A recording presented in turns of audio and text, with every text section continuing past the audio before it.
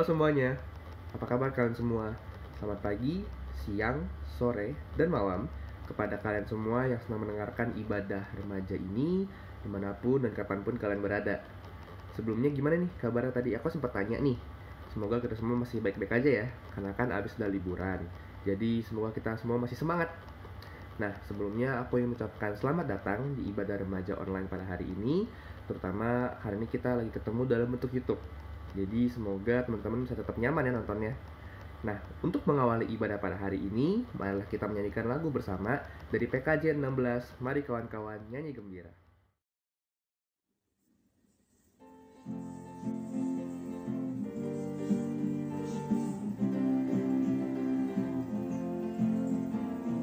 Mari kawan-kawan nyanyi gembira, gembira mengikuti bunyi lagunya. Mari kawan-kawan nyanyi gembira, supaya isi dunia mendengarkannya. Nyanyikan kasih Yesus, gaungkan sukanya. Maklumkan nama Yesus. Mari kawan-kawan nyanyi gembira, mari kawan-kawan nyanyi gembira, gembira mengikuti bunyi lagunya. Mari kawan-kawan nyanyi gembira, supaya isi dunia mendengarkannya. Suka bagai terang surya, suka bagai embun, suka bagai pelangi. Mari kawan-kawan nyanyi gembira, mari kawan-kawan nyanyi gembira, gembira mengikuti bunyi lagunya. Mari kawan-kawan nyanyi gembira, supaya isi dunia mendengarkannya. Pertolongan kita adalah di dalam nama Tuhan yang menjadikan langit dan bumi, yang kasih setianya kekal untuk selama-lamanya. Tuhan beserta saudara. Ansos, lo aja kali, gue mah enggak. Mungkin kita sering banget ya teman-teman dengar kalimat-kalimat atau nada-nada kayak gini, entah itu di TV, di YouTube, atau di berbagai sosial media lainnya, atau di berbagai platform lainnya. Terutama mungkin sebagian dari kita pernah dengar secara langsung dalam real life kita. Nah, aku sendiri punya pengalaman nih yang bisa di-sharing terkait hal ini. Salah satunya adalah dalam skenario Ansos, yaitu ketika ada orang lain di kelas aku, temen aku juga, dikatain caper, so aktif, atau mungkin ambis. Nah, mungkin teman-teman sering denger banget ya. Nah, jadi teman aku tuh kayak dicap banget ambis karena dia itu aktif banget selama mata kuliah atau selama sekolah nih contohnya. Misalnya ada pertanyaan, X plus X sama dengan berapa? Mungkin ini matematika banget kali ya. Cuman jawabannya 2X. Nah, jadi teman aku tuh jawab kayak gitu. Ya, orang itu jawab 2X. Nah, tapi teman-teman aku yang lain tuh ngerasa kayak orang ini tuh kayak ambis banget ya. Kayak cari muka banget deh. Biasanya orang-orang kayak gini tuh kayaknya ansos. Makanya dia tuh cari perhatian supaya dia tuh kayak dianggap, supaya dia tuh diperhatikan dan dapat dilihat kelebihannya. Jadi kayak orang-orang kayak gitu kayak kita jauhin deh, kayak enggak banget gitu. Nah, pengalaman kayak itu benar ada dan nyata loh dalam kehidupan kita. Dan rasanya buat aku sendiri, aku itu punya pendapat yang gak sama dengan teman-teman aku, dan itu menjadi menantang banget karena memiliki pendapat yang berbeda itu rasanya gak mudah, apalagi dari lingkungan sekitar kita. Nah, that's why ketika ada kesempatan, entah itu setelah akhir kelas atau ketika ada jeda istirahat, jeda makan, aku samperin orang itu. Aku mungkin bakal ngobrol-ngobrol bareng, kata-kata bareng, atau mungkin ya have fun bareng lah, entah aku ingin belajar bareng dengan mereka ataupun aku sekedar ingin menjaga relasi yang baik dengan mereka aja. Nah, hal itu aku lakukan karena dari kitab ada bilang juga nih, salah satunya dari Kejadian pasalnya yang kedua ayat yang ke-18, di mana dia berkata, Tuhan Allah berfirman, tidak baik kalau manusia itu seorang diri saja. Aku akan menjadikan penolong baginya yang sepadan dengan dia.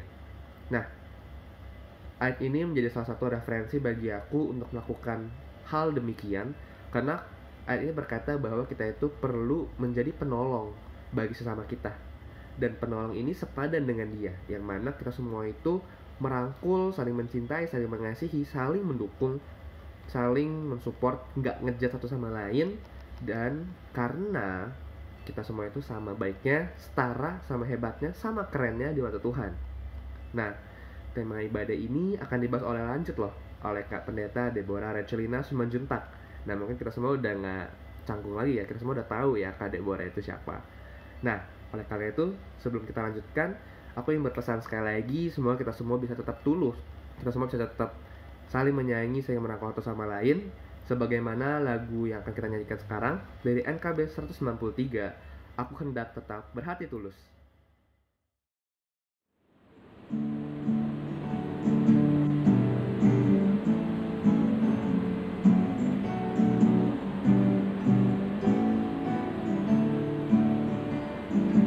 Aku hendak tetap berhati tulus karena teman mempercayaiku. Aku hendak tetap berjalan lurus karena teman telah mengasihiku. Karena teman telah mengasihiku.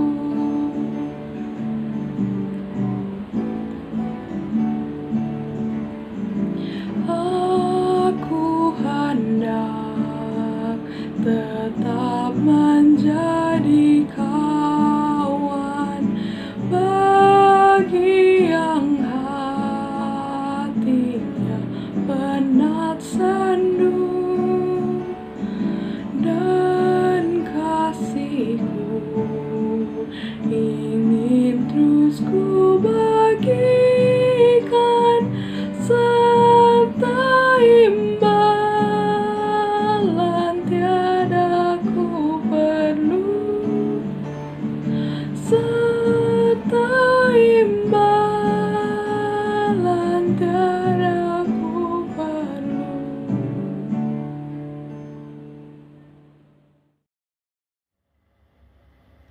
Marilah teman-teman semua, kita menyatukan hati kita menundukkan kepala kita di hadapan Tuhan.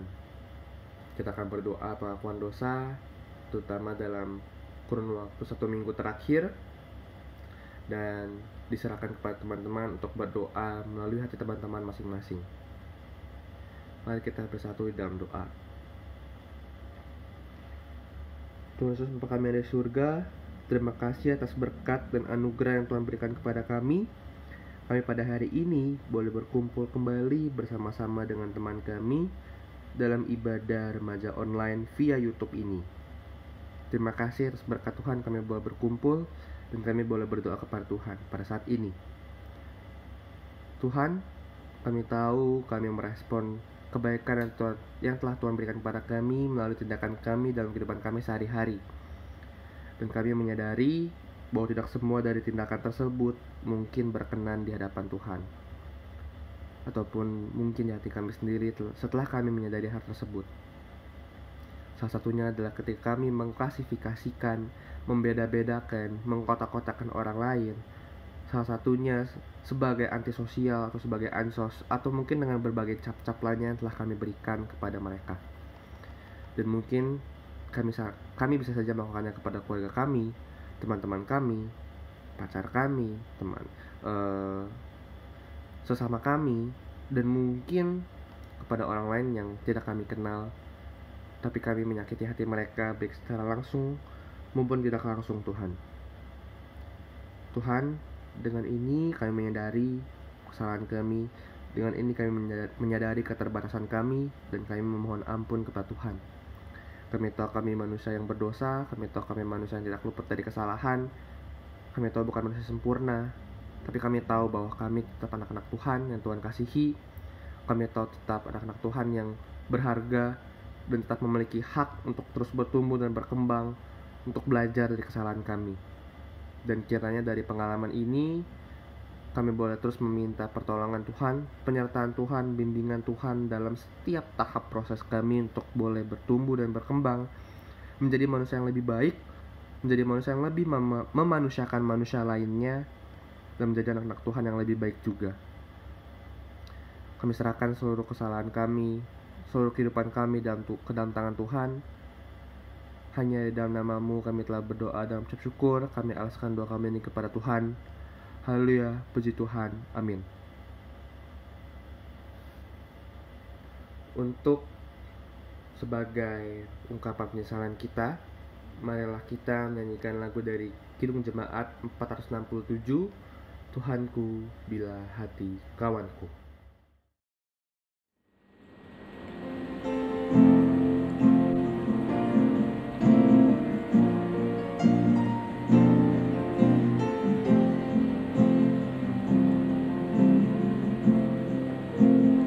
Tuhanku, bila hati kawanku terluka oleh tingkah ujarku dan kehendakku jadi panduku, ampunilah.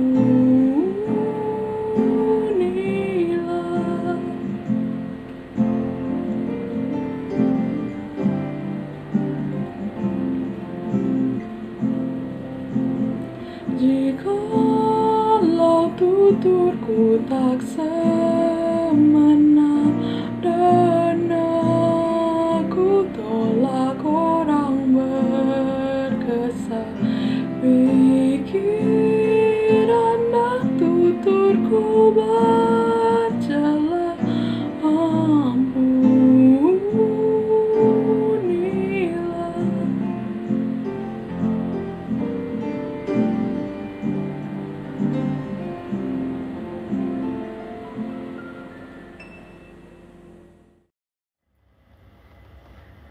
Bagi setiap kita yang telah mengaku dosanya di hadapan Tuhan, diberikan berita anugerah yang diambil dari Yesaya, pasalnya yang ke-43 atau yang ke-25 yang berkata, Akulah dia yang menghapus dosa pemberontakanmu oleh karena aku sendiri, dan aku tidak mengingat-ingat dosamu.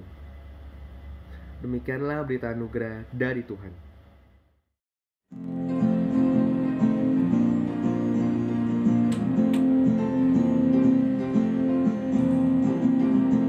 Yesus tetap mengasihi aku, kuasa gelap takkan memisahku, bahkan nyawanya Ia beri, kini ku miliknya, aku tetap miliknya.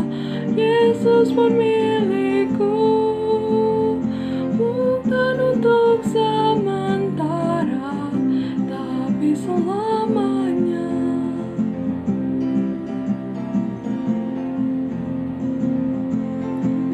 Ku dikuasai dosa, Yesus selamatkanku yang bernoda, ku diantaskan, ku ditebus, kini ku miliknya, aku tetap miliknya. Yesus pun milikku, bukan untuk sementara, tapi selamanya.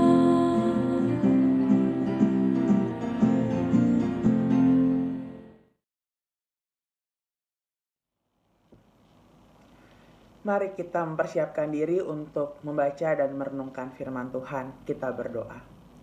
ketika kami boleh merasakan indahnya menjadi orang-orang yang dikasihi oleh Tuhan, ajarkanlah kami juga Tuhan untuk mengingat akan panggilan Tuhan buat kami, akan hal-hal, tugas dan tanggung jawab yang harus kami kerjakan sebagai seorang yang telah menerima karunia keselamatan dalam Tuhan, sebagai orang yang telah dikasihi oleh Tuhan dengan luar biasa.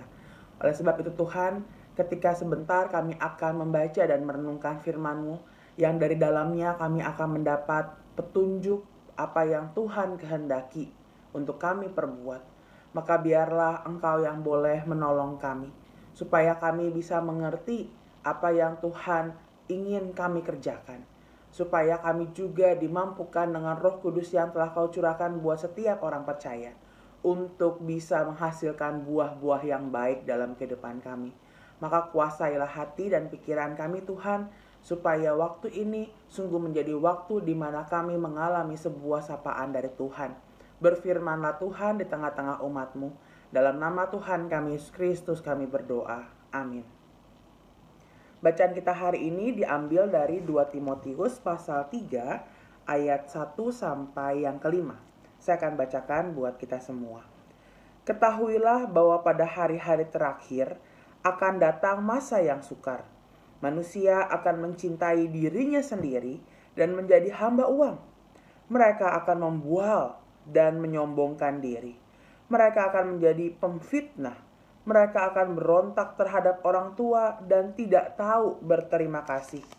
Tidak mempedulikan agama, tidak tahu mengasihi, tidak mau berdamai, suka menjelekkan orang, tidak dapat mengekang diri, garang, tidak suka yang baik, suka mengkhianat, tidak berpikir panjang, berlagak tahu, lebih menuruti hawa nafsu daripada menuruti Allah.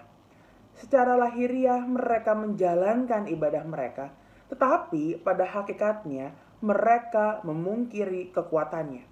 Jauhilah mereka itu. Demikianlah firman Tuhan. Berbahagia setiap kita yang boleh mendengarkan firman-Nya dan menjadi para pelaku dalam hidup kita hari lepas hari. Haleluya. Amin. Selamat pagi teman-teman yang dikasihi Tuhan Yesus Kristus. Senang sekali bisa kembali bertemu dengan teman-teman remaja GKI Perumahan Citra 1. Setelah 2 tahun lebih gitu ya, kita nggak pernah saling sapa. Semoga teman-teman semua ada dalam keadaan yang baik, sehat, dan tetap bersuka cita. Teman-teman, Kitty Genovese adalah seorang perempuan yang lahir di New York. Pada usia 28 tahun, dia mengalami serangan dari seorang laki-laki di parkiran apartemennya. Dia ditikam sebanyak 2 kali dengan pisau dan ia berteriak-teriak minta tolong di halaman parkir apartemennya. Seorang tetangga yang mendengarkan teriakan minta tolongnya kemudian berteriak kepada si penyerang untuk meninggalkan dia. Penyerang itu takut, dia kabur. Kitty dengan luka tikaman pisau tadi, dia berusaha sekuat tenaga untuk bisa masuk ke gedung apartemennya dengan tertatih-tatih.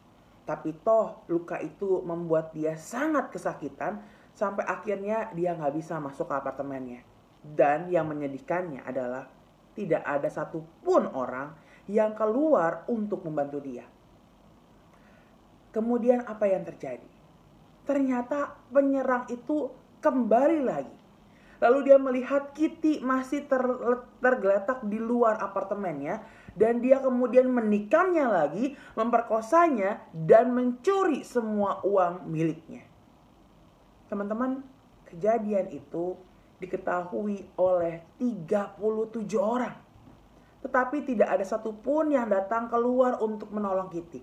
Mereka mendengar teriakan Kitty, mereka tahu Kitty diserang, tapi tidak ada yang keluar dari tempatnya untuk menyelamatkan Kitty, sehingga Kitty harus mati pada hari itu.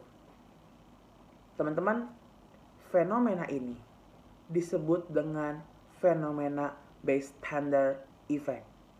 Fenomena ketika seseorang enggan untuk peduli dan menolong orang lain karena berpikir, beranggapan masih ada banyak orang yang dapat menolongnya. Nah, disadari atau tidak, fenomena seperti ini adalah awal dari sifat antisosial. Dalam dunia psikologi, antisosial itu digolongkan sebagai gangguan kepribadian karena tidak peduli dengan sesamanya, nggak suka bergaul, menutup diri dari masyarakat, ada kecenderungan untuk mengganggu ketentraman umum, suka mementingkan diri sendiri dan nggak peduli terhadap orang lain. Parahnya, salah satu penyebab ansos juga adalah benda yang sering kita pegang dan kita bawa kemana-mana. Yaitu apa? Gadget kita. Teman-teman tahu nggak istilah pubbing? Pubbing merupakan istilah ketika kita lebih fokus sama gadget daripada sama orang-orang sekitar kita. Ketika alat komunikasi yang seharusnya mendekatkan yang jauh, begitu ya. Tapi justru alat komunikasi itu membuat mendekatkan yang jauh, tapi juga menjauhkan yang dekat. Kenapa? Karena kita terlalu sibuk dengan gadget ketimbang membangun relasi dalam dunia nyata. Gadget justru bisa membuat kita jatuh dalam antisosial tadi. Sikap antisosial ini ternyata sudah ada sejak zaman dahulu, teman-teman. Paling tidak hal ini kita ketahui dari surat yang Paulus tuliskan kepada Timotius. Kok bisa sejak zaman dulu udah ada sikap antisosial? Yuk kita perhatiin sama-sama ya. Kita mulai melihat bacaan kita, ayat yang pertama. Dituliskan di situ, ketahuilah bahwa pada hari-hari terakhir akan datang masa yang sukar. Ketika mendengar kata sukar, biasanya kita akan terbayang situasi sukar itu diakibatkan oleh apa? Oleh bencana alam kan? Oleh misalnya faktor ekonomi, oleh perang, atau ancaman penguasa lainnya. Itu adalah keadaan yang sukar. Tapi perhatikan teman-teman, setelah Rasul Paulus memperingatkan akan datang masa yang sukar, perhatiin ayat selanjutnya. Dia menuliskan bahwa keadaan yang sukar itu disebabkan oleh sikap negatif seseorang ketika ia berada di tengah komunitas. Paulus menyebutkan sifat yang membuat situasi sukar itu adalah ketika manusia mencintai dirinya sendiri. Ketika manusia menjadi hamba uang, mereka akan membual dikatakan di situ dan menyombongkan diri.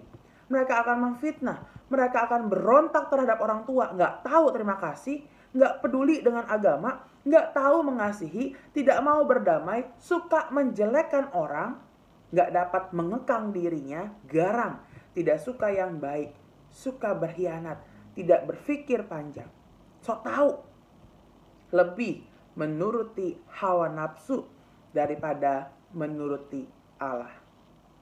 Dengan kata lain teman-teman, keadaan sukar itu terjadi ketika orang jatuh dalam egosentris, narsis, materialistik di situ. Dia mencintai dirinya sendiri, memuja dirinya sendiri, dan fokus utamanya adalah saya, pendapat saya, kepentingan saya, dan saya akan melakukan apapun untuk memuaskan keinginan saya. Kesimpulannya adalah menuruti hawa nafsu daripada menuruti Allah. Terhadap orang yang mencintai dirinya sendiri sampai melupakan orang lain inilah Paulus katakan, perhatikan di ayat yang kelima, jauhilah mereka itu. Teman-teman, kata jauhi dalam bahasa Yunani-nya itu menggunakan kata apotrepo yang berarti berpaling, menghindar, berbelok dari yang tadinya tuh di belakangnya, mengikuti dari belakang, tapi ini dikatakan berbelok dari situ. Jadi Timotius diingatkan untuk gak berjalan di belakang, artinya tidak mengikuti gaya hidup yang demikian. Sebab pada akhirnya hal yang seperti itulah ketika orang mencintai dirinya sendiri dengan sedemikian rupa, ketika orang gak mau peduli sama orang lain, ini yang dikatakan akhirnya membawa pada kesukaran. Masa yang sukar. Teman-teman, kenapa sih disuruh menjauhi mereka? Kira-kira orang yang mencintai diri, menjadi hamba uang, menuruti hawa nafsu di sini, orang yang ansos itu, kalau kita pakai istilah kita sekarang, mereka itu ada di luar atau dalam gereja. Coba perhatiin ayat yang kelima. Di situ dikatakan, secara lahiriah mereka menjalankan ibadah mereka, tetapi pada hakikatnya mereka memungkiri kekuatannya. Jadi mereka yang dimaksud oleh Rasul Paulus ternyata berada dalam tembok gereja. Yaitu mereka yang mengakui diri rajin ke gereja, beribadah, suka baca Alkitab, memuji Tuhan, memberi persembahan. Tetapi mereka juga yang memungkiri kekuatannya. Artinya, mereka menyangkal kekuatan Allah. Mereka tidak mengizinkan kuasa Allah untuk dapat membebaskan mereka dari sikap mencintai dirinya sendiri daripada menuruti Allah. Ini yang membuatnya jatuh dalam sikap antisosial. Kenapa? Sekali lagi, karena mereka hanya beribadah. Tapi sekedar beribadah tanpa punya dampak dalam kehidupan mereka sehari-hari. Padahal teman-teman, salib itu tidak hanya ada satu kayu yang melintang, yang begini kan. Tapi ada dua kayu. Ya. Sebab apa yang terjadi dalam relasi kita dengan Allah, ini harusnya berdampak luas ke kanan kiri. Artinya dalam hidup kita. Kita dipanggil untuk mengasihi satu dengan yang lain. Untuk memperhatikan satu dengan yang lain. Untuk saling membangun. Tapi ansos membuat kita justru meninggalkan panggilan itu. Itu sebabnya Rasul Paulus katakan, jauhilah mereka itu. Ansos itu bukan gaya hidup. Tapi sebenarnya orang yang ansos itu, ya, dia gagal mengikut Tuhan. Dia gagal memenuhi panggilan Tuhan dalam hidupnya. Dia gagal menjadi kaki, tangan, mata, mulut, alias saling melengkapi satu dengan yang lain, dengan sesamanya. Itu sebabnya Rasul Paulus mengatakan jauhilah mereka itu. Teman-teman, badai pandemi COVID-19 yang kita alami 2 tahun lebih ini seharusnya sudah mengajarkan kita dengan keras arti mengasihi sesama, arti pentingnya orang lain buat kita. Kita bisa punya banyak uang, tapi kan belum tentu kita bisa dapat obat dan vitamin yang kita butuh ketika kita terserang virus itu. Sebab belum tentu barangnya ada. Kita butuh sesama. Kita makhluk sosial. Hidup dalam kesendirian dengan sikap antisosial. Tanpa sadar, kita membunuh diri sendiri dan sesama sedikit demi sedikit. Masa sukar ada ketika orang hanya sibuk dengan dirinya sendiri. Tetapi juga masa sukar lenyap ketika kita bergandengan tangan menghadapi berbagai badai seperti corona ini. Jadi apa yang harus kita lakukan? Ketika awal kekacauan adalah orang lebih menuruti hawa nafsunya daripada Allah. Ketika awal kehancuran adalah beribadah, tapi hanya sebagai sebuah ritual tanpa dampak, maka jawabannya apa yang harus kita lakukan adalah ibadah yang total di hadapan Tuhan. Artinya apa? Memuliakan Dia dengan seluruh hidup kita. Memuliakannya dilakukan ketika kita sungguh-sungguh melakukan apa yang Dia kehendaki, yaitu mengasihi sesama. Artinya apa? Yang pertama, teman-teman pasti tahu dong ya, pisau. Pisau yang dipakai untuk menikam kiti adalah pisau yang sama yang bisa dipakai untuk masak, motong-motong bahan makanan. Apa yang mau saya katakan? Gadget, pisau, api, pembasmi hama, gula, semuanya itu baik ketika dipakai sesuai dengan fungsinya, pada porsinya. Tetapi ketika gula yang manis itu dikonsumsi berlebihan, maka ini justru mendatangkan penyakit, bukan? Jadi pabrik gula, bukan? Demikian juga teman-teman dengan gadget. Gadget itu baik dan penting. Smartphone kita itu penting. Tapi sekali lagi harus tahu cara pakainya. Secukupnya pada porsinya. Semua yang terlalu nggak akan pernah baik. Ketika berada bersama dengan orang lain, coba atur dan kuasai diri kita. Supaya memperhatikan orang-orang sekeliling kita. Kuasai diri berarti jangan biarkan dirimu dikuasai oleh hawa nafsu. Jangan sampai mendekatkan yang jauh tapi menjauhkan yang dekat.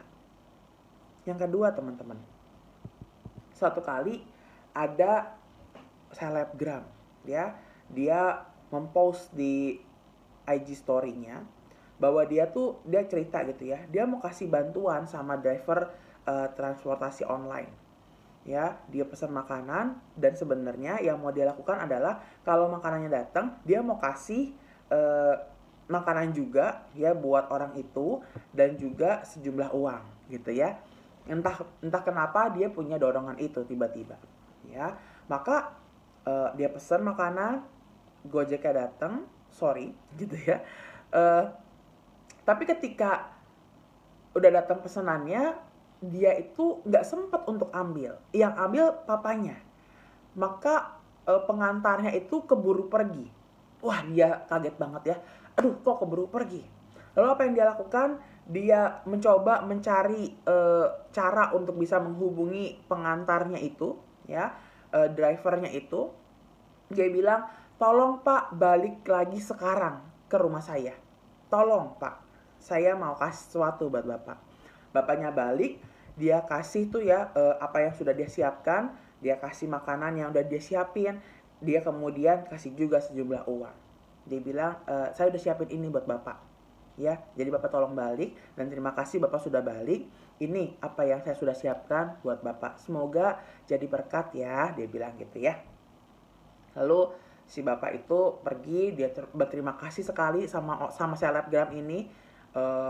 Lalu dia setelah dia pergi, dia bilang gitu ya, Mbak terima kasih ya untuk apa yang Mbak kasih buat saya.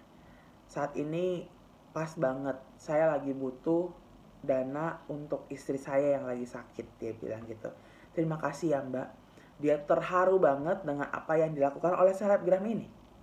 Ya, kemudian si selebgram ini dia bilang, Pak saya mau minta tolong dong, minta nomor rekeningnya. Ya, tapi bukan nomor rekening yang dikasih teman-teman.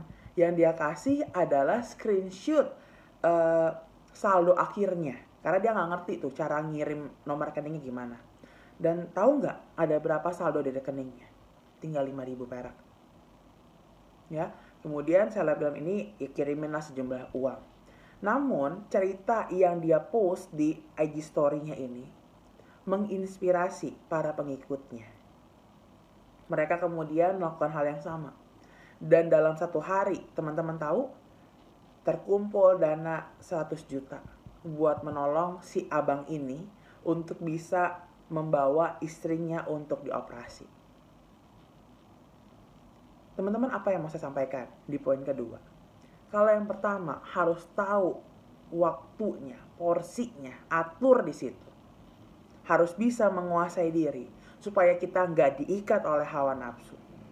Maka yang kedua yang mau diingatkan buat kita semua adalah gadget kita memang bisa bikin kita jadi ansos ketika kita nggak bisa menggunakannya dengan baik pada porsinya.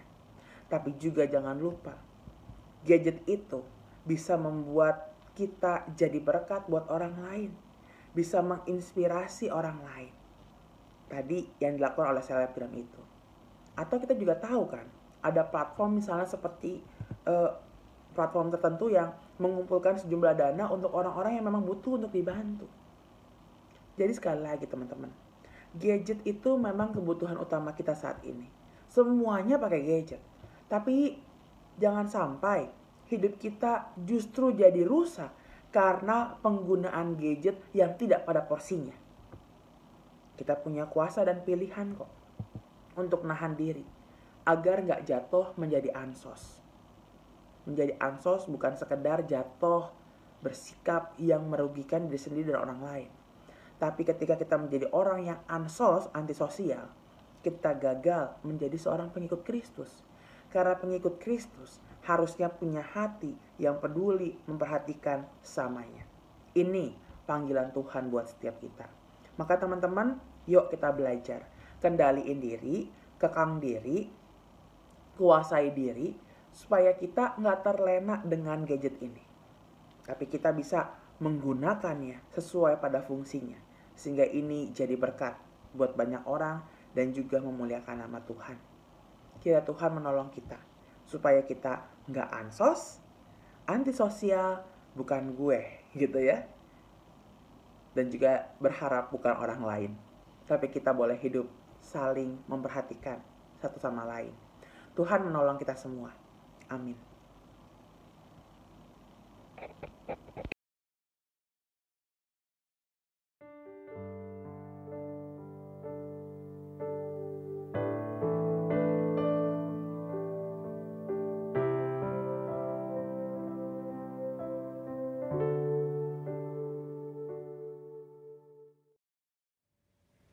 Marilah kita bersama dengan umat Allah di masa lalu, masa kini, dan masa depan mengingat janji baptisan kita dengan mengikrarkan pengakuan iman rasuli yang berbunyi demikian.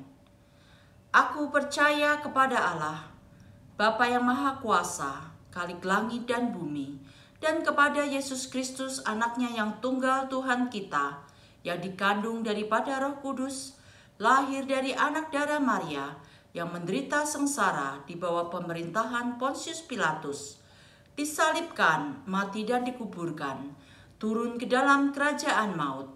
Pada hari yang ketiga, bangkit pula dari antara orang mati, naik ke sorga, duduk di sebelah kanan Allah Bapa yang Maha Kuasa, dan dari sana ia akan datang untuk menghakimi orang yang hidup dan yang mati. Aku percaya kepada Roh Kudus, gereja yang kudus dan am, persekutuan orang kudus, pengampunan dosa, kebangkitan orang mati, dan hidup yang kekal. Amin. Mari teman-teman, kita mau menaikkan doa syafaat, kita berdoa. Bapa dalam surga, kami mengucap syukur untuk firman Tuhan yang kembali mengingatkan kami hari ini. Dan pada saat yang sama kami juga memohon agar kami juga dimampukan Tuhan untuk menerapkannya dalam kehidupan kami sehari-hari. Bagaimana kami dipanggil untuk bisa memperhatikan satu dengan yang lain, mengasihi satu dengan yang lain. Maka biarlah Tuhan berikan kami hikmat untuk bisa menggunakan gadget ini, smartphone yang kami punya dengan bijak. Supaya itu tidak menjadi batu sandungan, tapi justru mendatangkan berkat dan memuliakan nama Tuhan. Tuhan, saat ini kami juga rindu untuk berdoa jika ada di antara teman-teman kami yang saat ini sedang sakit. Dalam kelemahan tubuh kami mohon Tuhan pulihkanlah mereka. Biarlah Tuhan juga berkati makanan yang mereka konsumsi, semua upaya yang mereka kerjakan untuk bisa memulihkan dirinya. Dan juga sertailah orang-orang di sekitarnya yang menjaga dan merawat saudara kami yang sakit ini. Kami juga mengingat dan berdoa untuk proses belajar tatap muka yang diupayakan di berbagai sekolah. Tuhan tolong supaya mereka yang mengambil keputusan, mereka yang menyiapkan segala protokolnya, mereka boleh memikirkan dengan baik segala hal yang diperlukan. Pada saat yang sama, biarlah Tuhan semua orang yang akan hadir, guru, dan juga para siswa boleh sungguh-sungguh memperhatikan kondisi kesehatan mereka. Boleh mengikuti dengan taat setiap protokol yang sudah dibuat sehingga semuanya kiranya boleh mendatangkan berkat buat mereka semua dalam proses pendidikan yang ditempuh. Kami rindu Tuhan untuk belajar bersama dengan teman-teman kami, karena Tuhan mampukan kami juga untuk berusaha menjaga kondisi yang baik sehingga proses belajar tatap muka ini kiranya bisa diselenggarakan dengan baik juga. Kami juga memberdoa Tuhan untuk orang tua kami, untuk kakak dan adik kami, untuk orang-orang di sekeliling kami. Tuhan tolong pimpin mereka semua dalam usaha mereka seperti orang tua kami, dalam pekerjaan mereka. Tuhan tolong berkati setiap jerih lelahnya. Buat kakak adik kami yang mungkin masih sekolah atau yang sudah mulai bekerja, kiranya Tuhan juga pimpin dan berkati dalam setiap hal yang dikerjakannya. Kami juga memohon Tuhan agar di usia muda ini kami boleh belajar untuk membangun hubungan yang dekat dengan Tuhan. Kami juga mau berdoa agar Tuhan menolong kami untuk bisa mengembangkan setiap talenta yang Tuhan telah percayakan dalam hidup kami, supaya hidup yang kami jalani ini menjadi hidup yang benar-benar bisa memuliakan Tuhan, menjadi hidup yang benar-benar kami isi dengan hal-hal yang berguna. Sebab waktu ini adalah singkat, tapi kami mau memakainya dengan baik. Biar Tuhan menolong kami untuk melihat segenap talenta yang Tuhan sebenarnya sudah berikan kepada kami lebih dulu. Kami juga mau berdoa dan mengingat untuk bangsa dan negara kami. biarlah Tuhan menolong supaya sebagaimana Tuhan menolong mengendalikan pandemi COVID-19 hingga saat ini yang berangsur-angsur pulih dan membaik, kita Tuhan juga boleh menolong setiap orang yang terlibat dalam pengambilan keputusan untuk bisa melihat dengan baik juga hal-hal ke depan yang harus dikerjakan, supaya keadaan bangsa dan negara kami menjadi semakin baik dalam perjalanannya. Kami berdoa ketika ada kenaikan harga pokok, Tuhan juga boleh menolong supaya mereka yang bisa mengambil keputusan diberi hikmat untuk tahu bagaimana cara mengatur sehingga masyarakat tetap bisa memenuhi kebutuhannya dengan baik. Terima kasih Tuhan, inilah segenap syafaat kami yang kami naikkan dalam nama Tuhan kami, Yesus Kristus. Amin. Marilah kita mengungkapkan syukur atas penyertaan Tuhan di dalam hidup kita dengan memberikan persembahan yang terbaik bagi Tuhan. Firman Tuhan dalam 1 Tarawik 29 ayat 17a menyatakan, "Aku tahu ya Allahku, bahwa Engkau adalah penguji hati dan berkenan pada keikhlasan. Maka aku pun mempersembahkan semuanya itu dengan sukarela dan tulus ikhlas. Dan sekarang umatmu yang hadir di sini telah kulihat memberikan persembahan sukarela kepadamu dengan sukacita."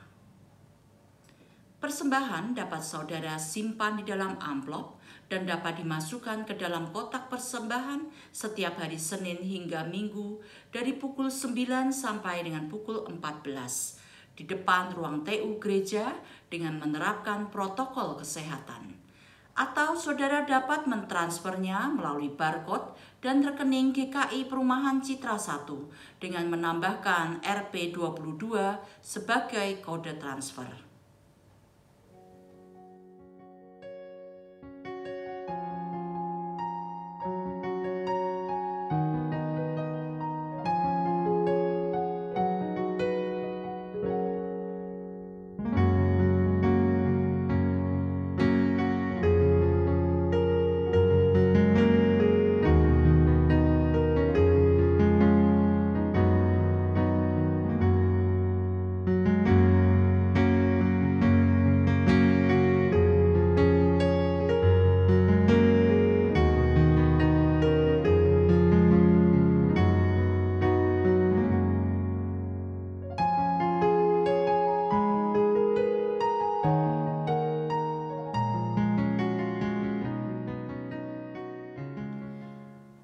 Ya Bapa yang Maha Baik, Tuhan yang kami kenal di dalam Tuhan kami Yesus Kristus. Terima kasih ya Tuhan atas berkat-berkat Tuhan yang Kau limpahkan di dalam kehidupan kami. Kami bersyukur untuk semuanya itu. Dan saat ini ya Bapa, kami datang ke hadirat-Mu dengan membawa persembahan kami yang merupakan ungkapan syukur kami atas semua anugerah perlindungan-Mu di dalam kehidupan kami.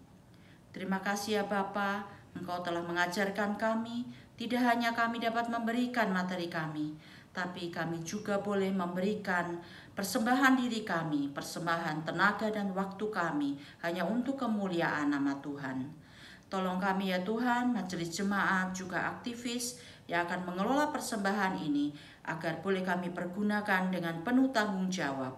Terima kasih ya Tuhan, kami persembahkan persembahan kami ini hanya di dalam nama Tuhan kami, Yesus Kristus, Tuhan dan Juru Selamat kami yang hidup. Amin.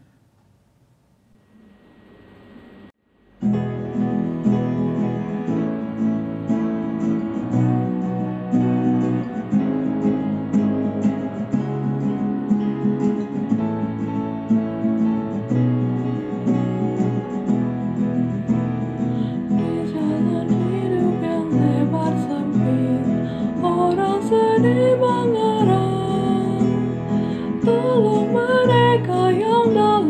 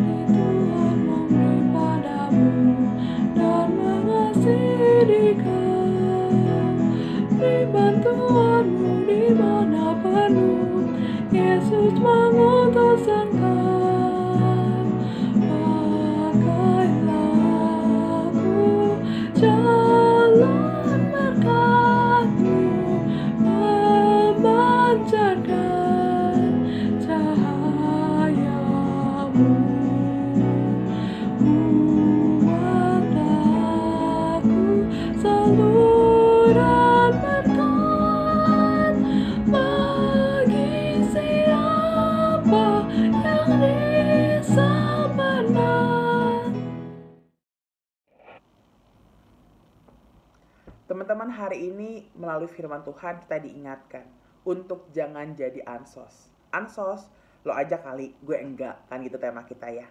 Dan kita mau belajar supaya kita enggak ansos, maka kita perlu untuk senantiasa mengarahkan hati kita pada panggilan Tuhan buat kita. Oleh sebab itu, sebentar kita akan kembali dalam rutinitas hidup kita. Dan dalam menjalaninya, ingatlah selalu untuk arahkanlah hatimu kepada Tuhan.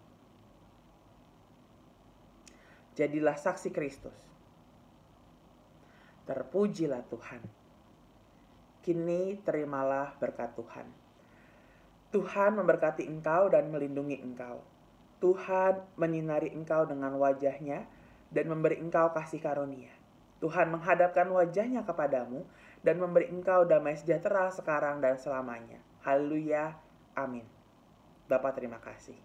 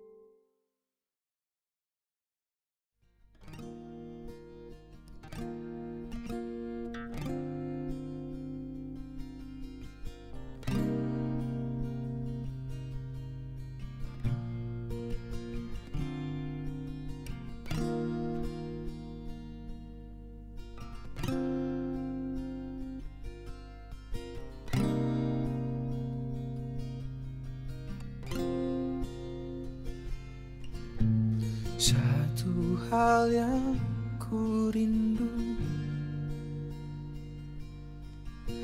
berdiam di dalam rumah-Mu. Satu hal yang ku pinta,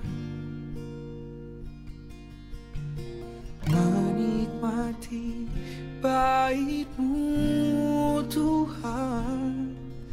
Lebih baik satu hari di pelataran-Mu